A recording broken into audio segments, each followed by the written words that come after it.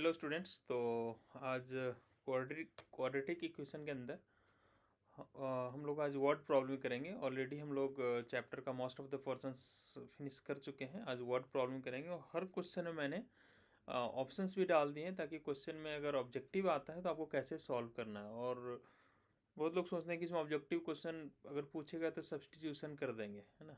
लेकिन ऐसा पॉसिबल नहीं है। जैसे मैंने ऑप्शन सेट किया है, यहाँ सब्स्टिट्यूशन ईजी नहीं होगा। तो चलिए वर्ड प्रॉब्लम को कैसे सॉल्व करते हैं मैं आपको ये बताता हूँ। देखो, if the sum of two natural number is 8। अब दो नंबर है, उनका सम 8 है। तो उसमें से एक नंबर को ज्यूम कर लेते हैं x, तो दूसरा 8 माइनस एक्स होगा। चूंकि दोनों का सम 8 है, एक x तो दूसरा 8 माइनस एक्स। तो लेट वन नंबर इज, एक बात और, मैं आज क्या क्या डिस्कस करने वाला हूँ, कौन कौन सा क्वेश्चन, वो पहले आप देख लो। अगर आपको वो आता है तो वीडियो देखने का ज़रूरत नहीं है।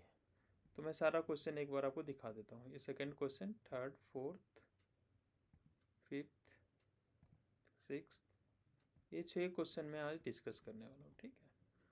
तो अगर आप चाहें तो आप ट्राई कर लो, जो नहीं होता उसका सोल्यूशन देख लो नीचे इसमें आके। Let one number equal to x, therefore other number जाएगा आपका 8 माइनस एक्स, ठीक है। अब क्या बोला है, एंड देयर प्रोडक्ट इज 15।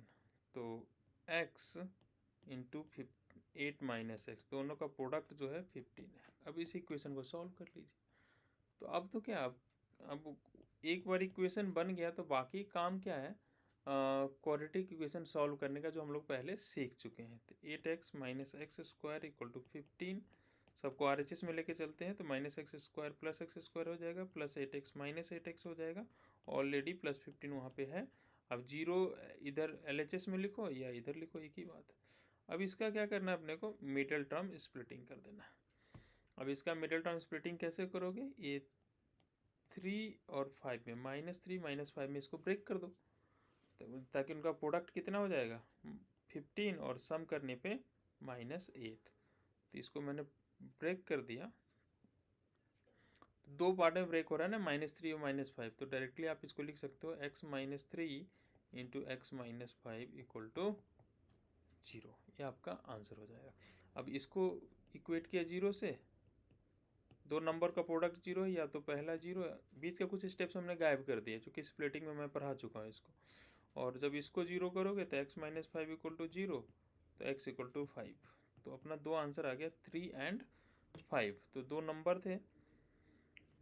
तो अगर x मैं 3 ले लूँ, अगर मैं x को 3 लेता हूँ तो 8 माइनस एक्स क्या आ जाएगा, 8 माइनस 3 5। इन दोनों का क्या पूछा है, sum of the square of the numbers.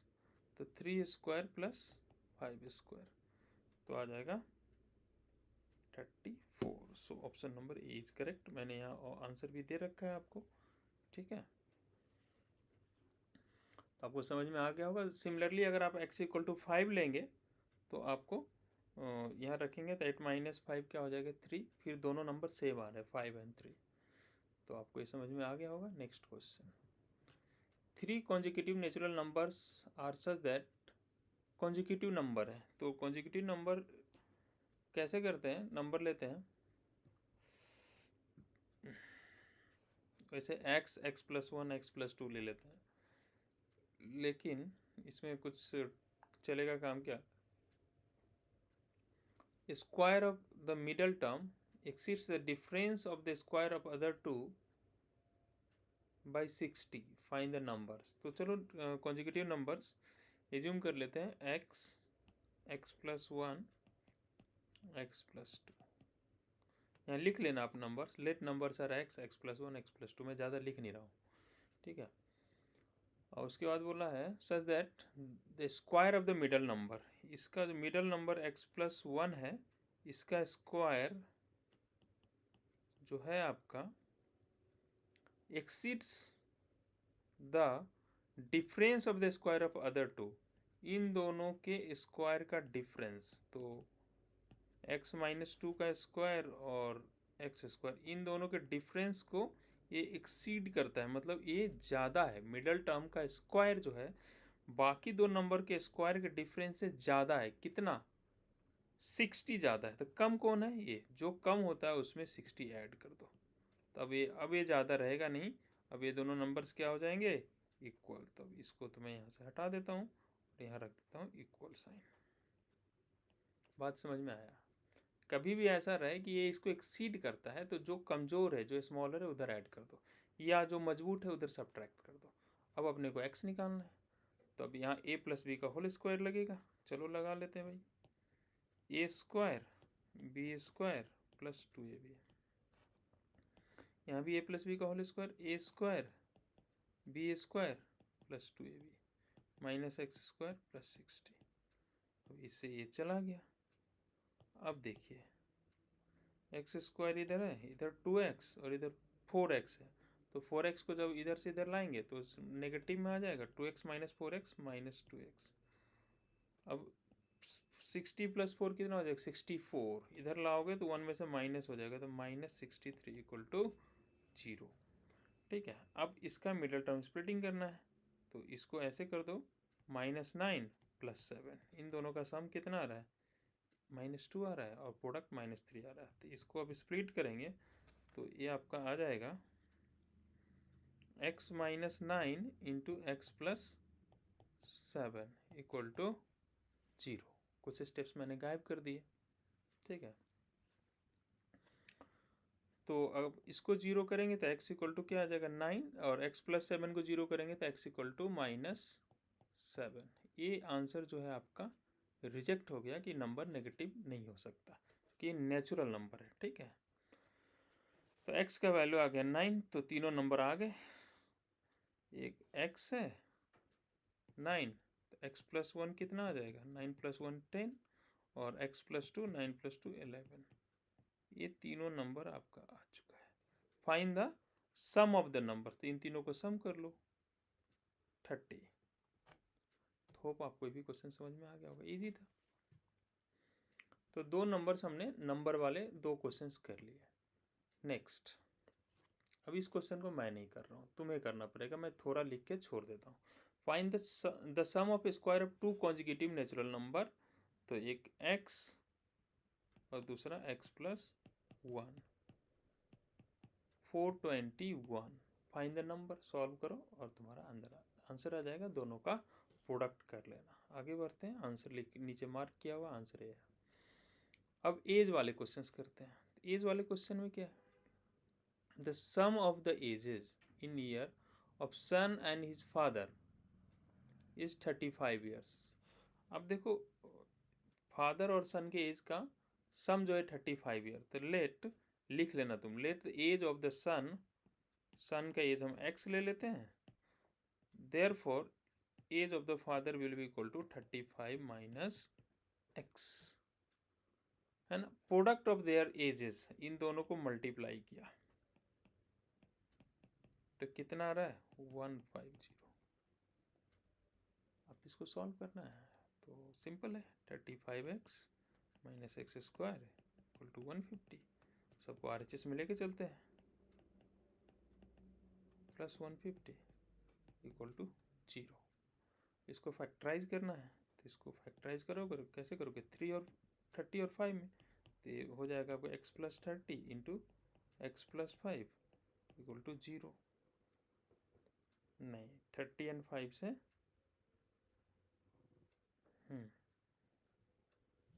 -35 है।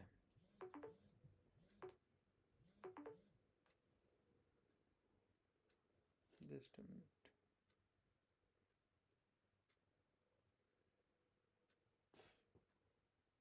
ओके।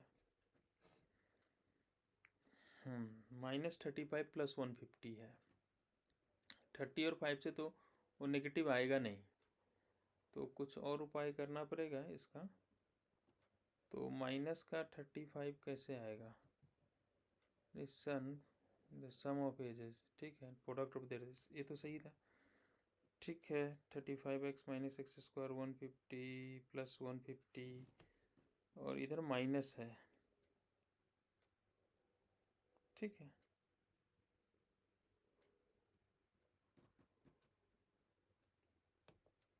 -30 -5 ले लो, है ना, -30 -5, इन दोनों का प्रोडक्ट +150, ये आ गया x -30 इंटू x -5 0। अब इसको इक्वेट करोगे 0 से, तो एक x का वैल्यू आपका आ जाएगा 30 और एक x का वैल्यू आ जाएगा 5।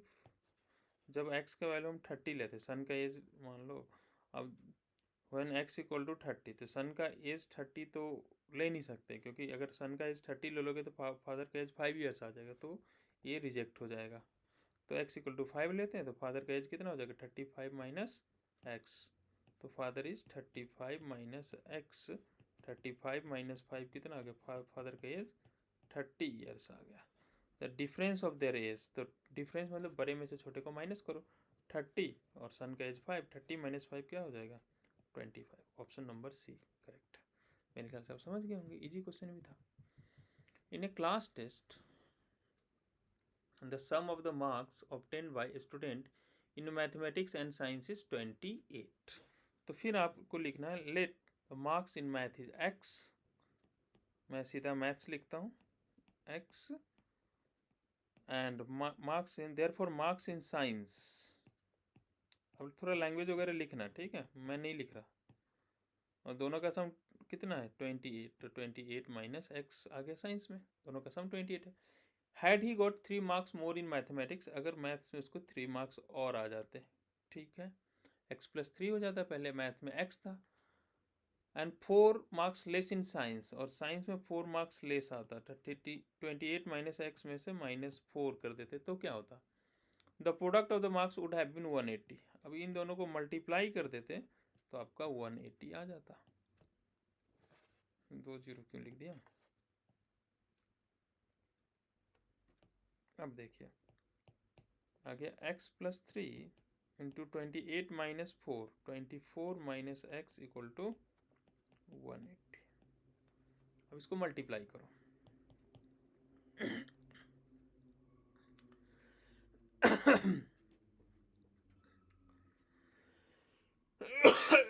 सॉरी,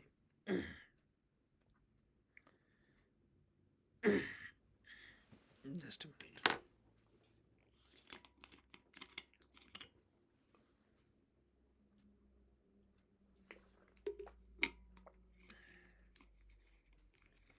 अब इनको मल्टीप्लाई कर लेते, तो इनको मल्टीप्लाई करोगे तो x इंटू माइनस एक्स कितना हो जाएगा, माइनस का x², और एक बार 24 इंटू एक्स होगा, एक -3 into x, 24x minus 3x, तो प्लस 21x आएगा। आपको दिक्कत है तो पूरा मल्टीप्लाई करके देख लो, और 3 और 24 को मल्टीप्लाई करोगे तो 72 इक्वल टू 180। सबको RHS में लेके चलते हैं, x² माइनस 21x, और ये 180 में से 72 चला गया तो कितना हो जाएगा 108, ठीक है, ओके। अब इसे ब्रेक करना इस तरीके से कि अपना ये आ जाए 21, प्रोडक्ट सम आ जाए 21 और ये इतना हो जाए। तो आप इसको कैसे सोचोगे, 12 और 9 और -12 -9, तो अब इसको आ जाएगा x -12 into x -9 equal to 0। तो यहाँ लिख लेते हैं, x -12 को इक्वेट करेंगे 0 से तो x का वैल्यू 12 आ जाएगा, और x -9 को इक्वेट करेंगे 0 से तो x का वैल्यू 9 हो जाएगा। अगर मान लो मैथ्स में x मार्क्स आया है, अगर x को 12 लेते हैं तो मैथ का 12, एम फॉर मैथ, अब पूरा लिखना, तो साइंस में 28 माइनस 12 कितना आ जाएगा 16। एक तो ये ऑप्शन है, find the product of the number 16 into 12 192 option में प्रेजेंट है। या दूसरा ये हो सकता था, जब x 9 ले ले, मान लो मैथ्स में 9 आया होता, उसका मैथ्स में 9 आया होता, ये भी ऑप्शन है, तो साइंस में कितना आ जाए 28 माइनस 9 19, 19 इंटू 9 171, कहीं भी ऑप्शन, ये ऑप्शन भी है, मतलब both B and C is correct, option number C is the right answer. तो देखो दोनों आंसर इसमें प्रेजेंट था, तो होप आपको समझ में आ गया होगा। अब नेक्स्ट क्वेश्चन है मोटर बोट और ये वाला, तो एक थ्योरी है इसके पीछे, आपको लीनियर इक्वेशन में भी ये आता है। तो इसमें क्या करना है, देखो इसमें होता क्या है, थ्योरी पहले समझो।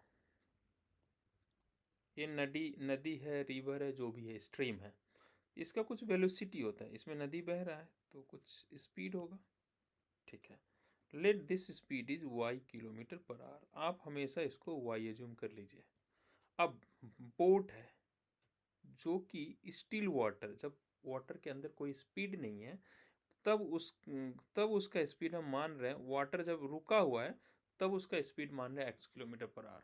अब मान लो हमको वाटर के अंदर उस बोट को डाल दिए, इसका अपना स्पीड x है, तो अब इसका स्पीड जो हो जाएगा वाटर के डायरेक्शन में, उसको बोलते हैं डाउन स्ट्रीम स्पीड। जब वाटर के डायरेक्शन में इसका स्पीड होता है तो उसको बोलते हैं डाउन स्ट्रीम।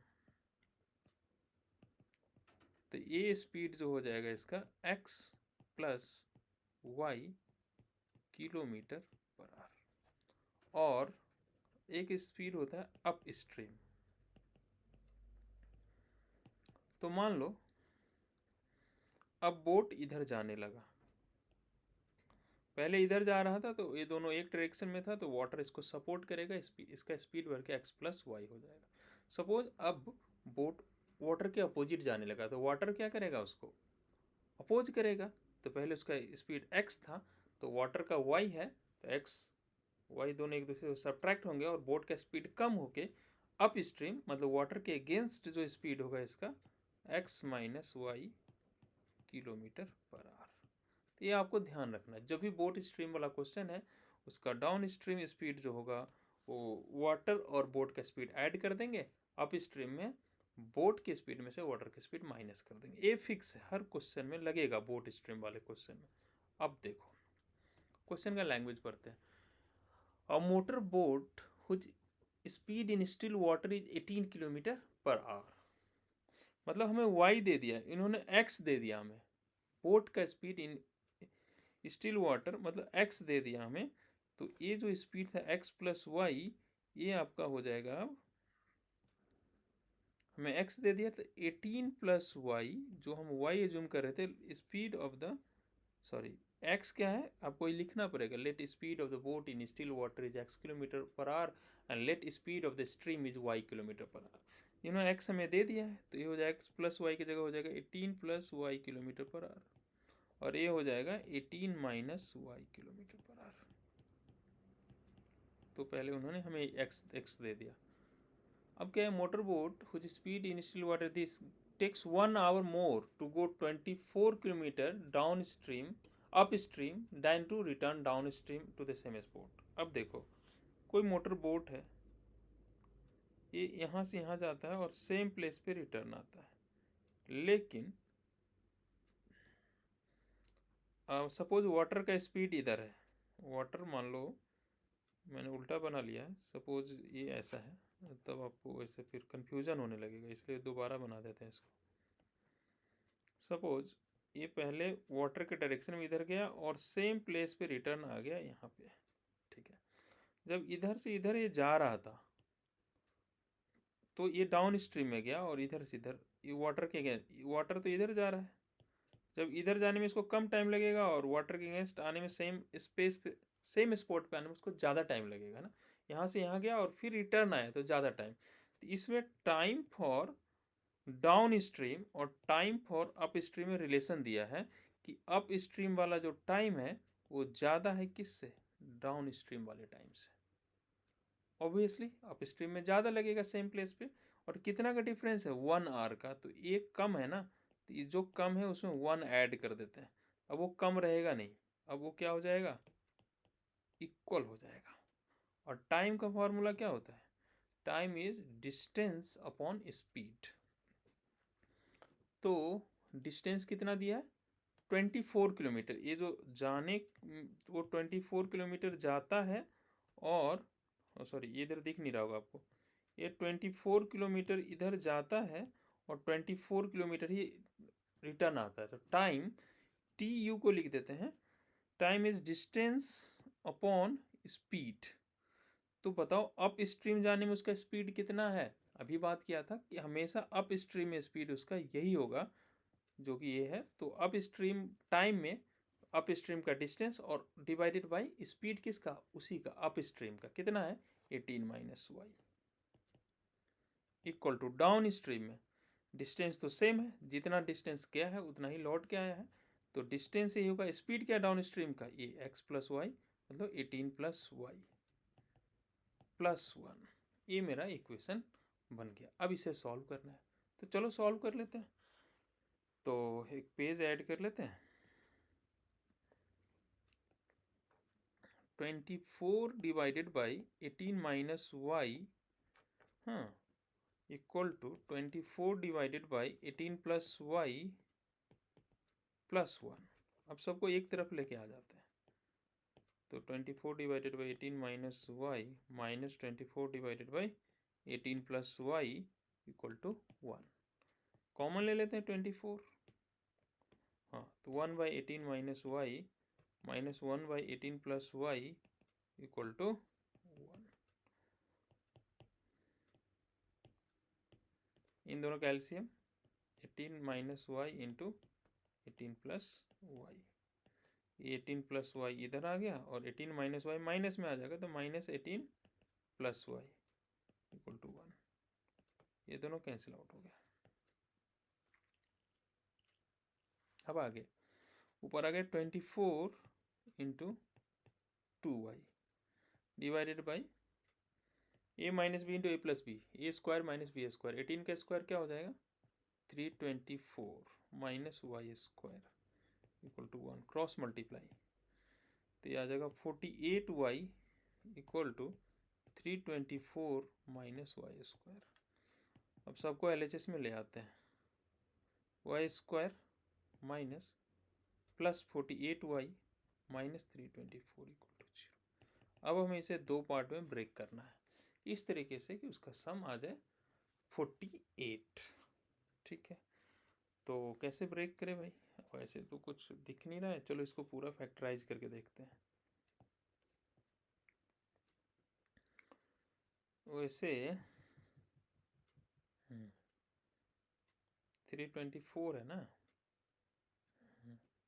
18 का स्क्वायर होता है, तो ये 18 का स्क्वायर होता है ना 324, अभी 18 को मल्टीप्लाई करने पे आता आएगा 18 3 into 3 into 3 into 3 into 2 into 2, ये इसका फैक्टराइजेशन आएगा। अब इसको दो ग्रुप में ऐसे डिवाइड करना है कि वो आ जाए 48, सम आ जाए 48, प्रोडक्ट आ जाए 324, तो प्रोडक्ट का तो चिंता नहीं करना है, इसको ऐसे ब्रेक करो कि माइनस 324 प्रोडक्ट आ जाए, ठीक है।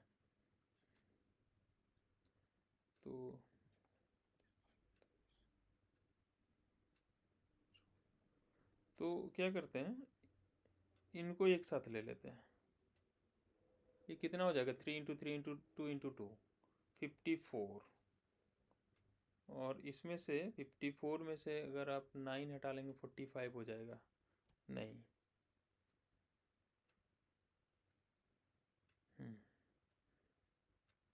ऐसा करते हैं,